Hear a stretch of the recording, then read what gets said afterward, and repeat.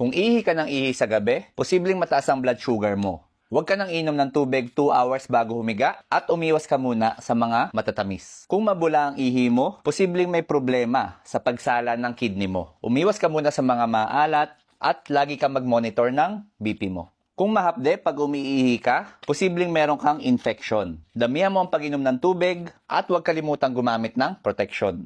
Kung masyadong maamoy, posibleng dehydrated ka o baka sa gamot na iniinom mo. Damihan mo ulit ang pag-inom ng tubig at huwag kang magsa-self-medicate. Kung parang merong buhangin, senyalis yan ng bato sa bato. Umiwas ka muna sa mga karne tsaka sa mga maalat at damihan mo ulit ang pag-inom ng tubig.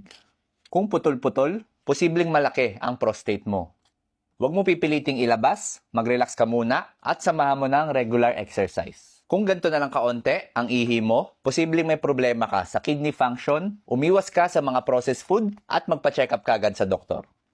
So kung may tropa ka na may mga ganitong senyales sa pag-ihi nila, share mo tong video na to.